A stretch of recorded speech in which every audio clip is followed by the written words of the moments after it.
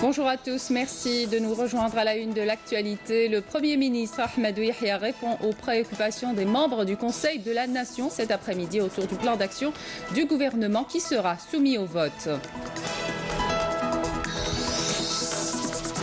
On parlera de manuels scolaires en braille à Adrar. Leur nombre est insuffisant, un handicap en plus pour les enfants souffrant de cécité.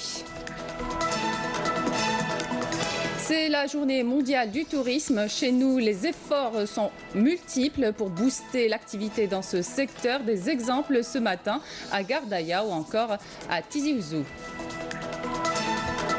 Bienvenue à tous. Plan d'action du gouvernement. Le Premier ministre Ahmadou Yahya répond aux préoccupations des membres du Conseil de la Nation cet après-midi à 14h30 avant que le plan d'action du gouvernement ne soit soumis au vote. Le président directeur général du groupe Sonatrach a effectué hier une visite d'inspection à l'entreprise Medgaz dans la wilaya de Ain Mouchent, un projet important en Algérie. L'Algérie qui doit miser, selon Ould Qaddour, sur le gaz pour augmenter ses recettes en devises et développer ses capacités productives dans ce domaine. Reportage sur place, Nakhla Al-Arbi, Mohamed Zawi et Abdel Hakim Amer. Le terminal de Benessaf sera incessamment doté d'une nouvelle station de compression. Estimée aujourd'hui à 8 milliards de mètres cubes par an, la capacité de transfert de gaz naturel augmentera de 2 milliards de mètres cubes annuellement. La nouvelle stratégie de Sonatrach étant d'augmenter les capacités de vente de gaz naturel. Le PDG du groupe, Abdelmoumen Ould Qaddour, l'a annoncé à partir de Benessaf. Si nous sommes venus ici, c'est pour être proactifs et non pas réagir. Comme nous voulons développer notre capacité gazière industrielle, nous sommes en train de prévoir aussi nos capacités de transport et d'export. Pour faire face au plafonnement de la production de pétrole, le PDG de Sonatrach a rappelé qu'aujourd'hui l'industrie gazière constitue une solution prometteuse pour l'Algérie, ajoutant que le groupe est en pleine phase d'optimisation de ses installations et a annoncé dans ce sillage le lancement d'une installation industrielle pétrochimique d'ici 2018. D'abord, nous avons des réserves très importantes et deuxièmement, ce qu'on oublie, c'est qu'on a des capacités d'export extrêmement importantes avec tous les pipes, le pipe de l'Est, le pipe de l'Ouest. La semaine prochaine, nous allons réceptionner 2 méthaniers. Donc vous voyez bien que nous avons des capacités d'export importantes, nous avons des réserves importantes et nous sommes en train de développer nos champs.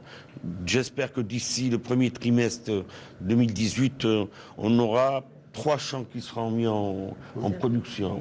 Les quantités livrées par Medgaz depuis 2011 sont estimées à 37,72 milliards de mètres cubes, couvrant 25% des besoins en gaz de l'Espagne, pour ne citer que ce pays qui importe 74% du gaz qu'il consomme. Pour le PDG de Sonatrach, en plus de Medgaz, qui est un exemple de partenariat gagnant-gagnant, il devient aujourd'hui impératif pour l'Algérie de trouver des partenaires positifs.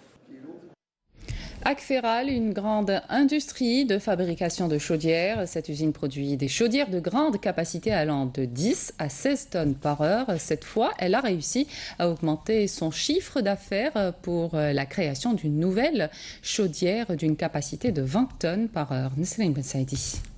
Nous sommes ici à la zone industrielle d'El Harrach, usine d'Akferal. Depuis 2005, cette industrie produit des chaudières à forte puissance d'une capacité allant de 10 à 16 tonnes par heure.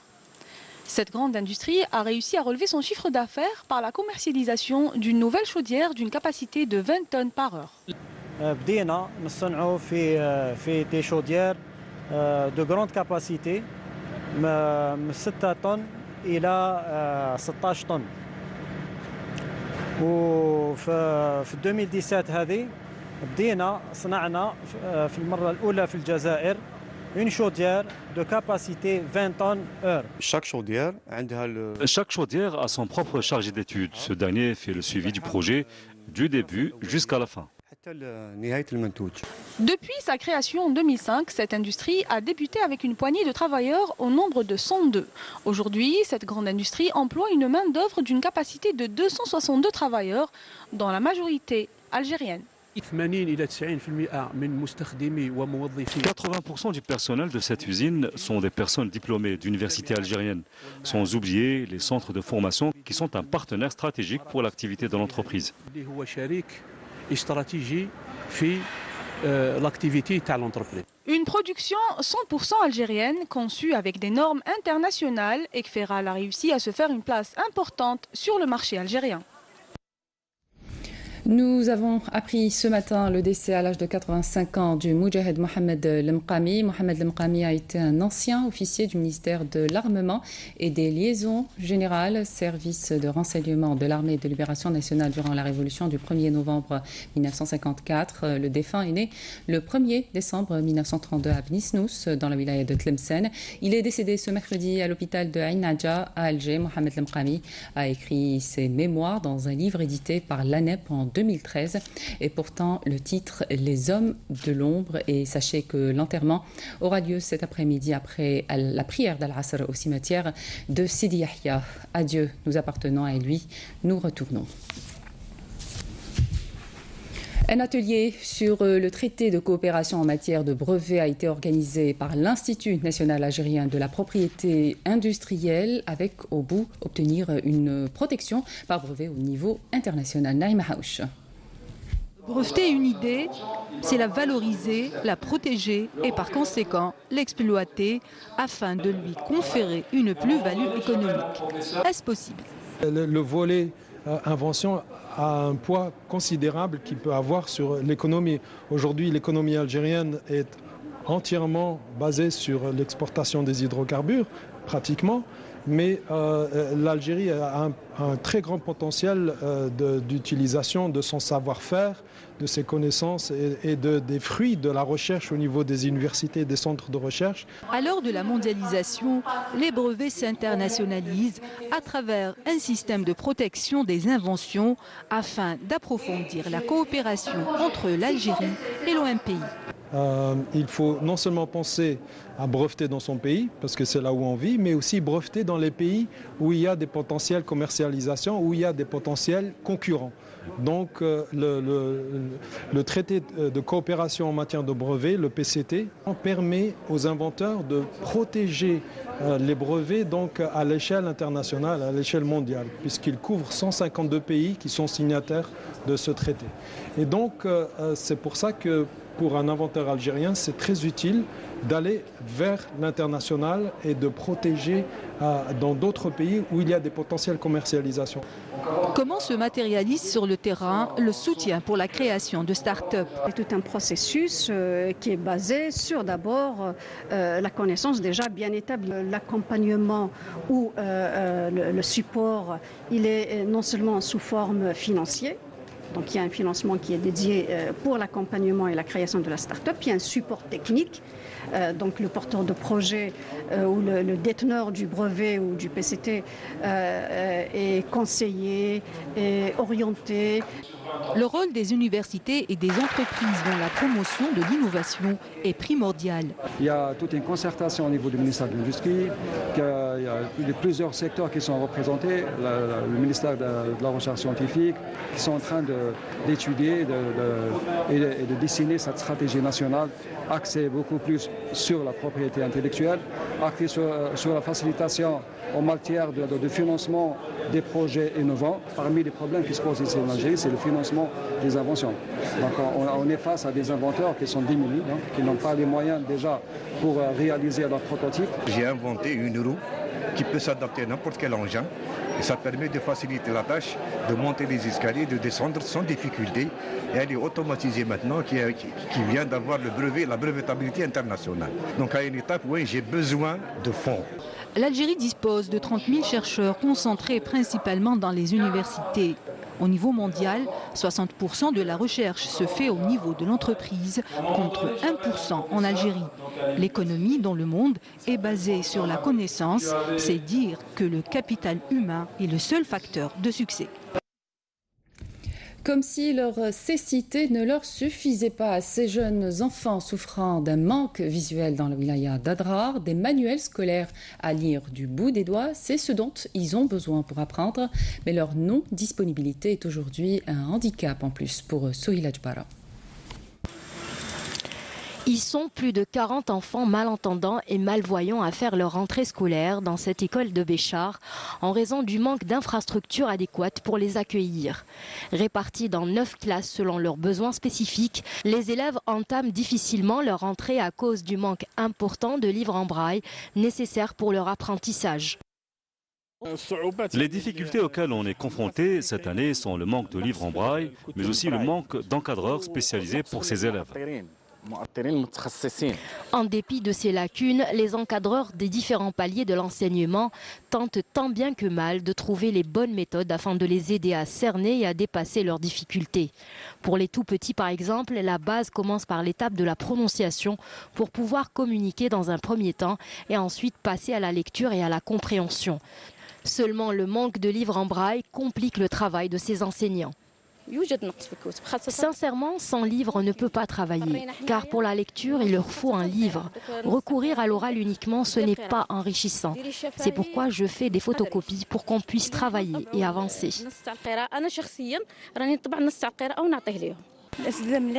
Je remercie tous les enseignants qui nous aident dans notre scolarité. Plus tard, j'aimerais me consacrer également à l'enseignement et être professeur en langue arabe.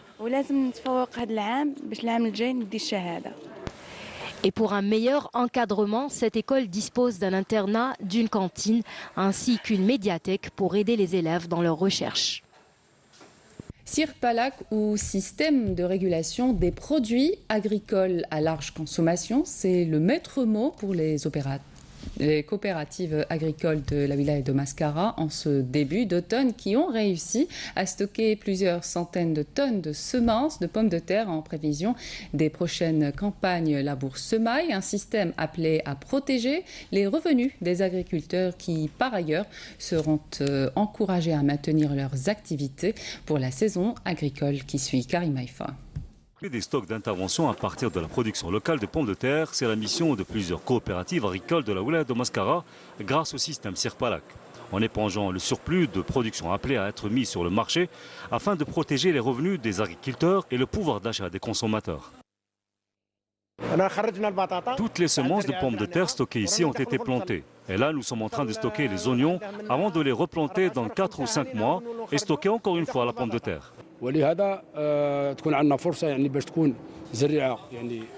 Grâce au stockage, on est arrivé à avoir suffisamment de semences pour les prochaines campagnes labour-semaille, en plus d'une quantité non négligeable de pommes de terre grâce au système CIRPALAC qui nous permet d'injecter la pomme de terre stockée ici dans le marché pour le réguler dans le cas où ce tubercule connaisse une hausse des prix. Autre produit tout aussi vital pour l'économie de la région, le lait cru. Ici, une usine flambant neuve, sortie de terre en à peine quelques mois, inonde le marché local en lait cru avec en perspective la diversification de sa production. On a 75 millions de dinars d'investissement, donc on a une station de production d'eau glacée. C'est un équipement très important pour maintenir un peu la qualité du lait et pour donner plus de vie au lait. Voilà, on a une usine yaourterie qu'on va recevoir très prochainement.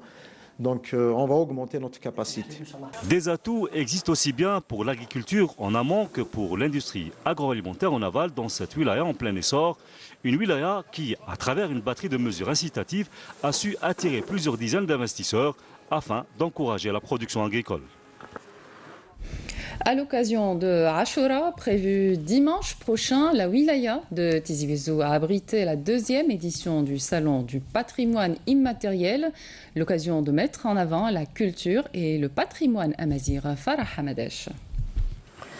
Une convention portant sur la préservation du patrimoine immatériel de la wilaya de Tizi Ouzou sera signée prochainement entre la direction de la culture de la wilaya et le Centre national des recherches préhistoriques, anthropologiques et historiques.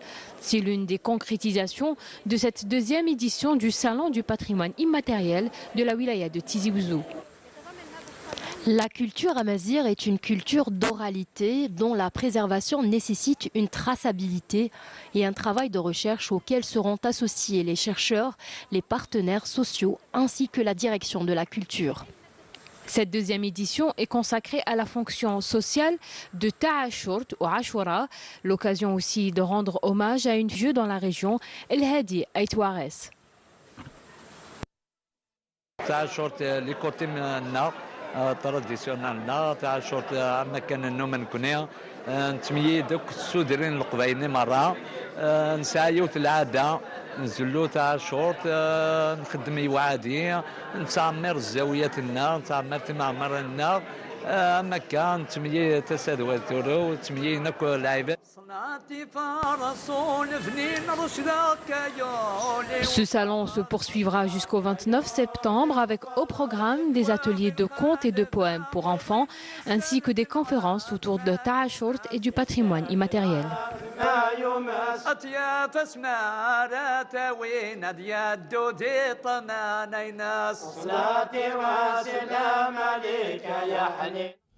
C'est la fin de cette édition. Merci de votre attention. Tout de suite, les prévisions météo avec Amel Laribi. Ce soir, retrouvez Zoher Bendimred à 19h. C'est avec un plaisir. Je vous retrouve demain à midi.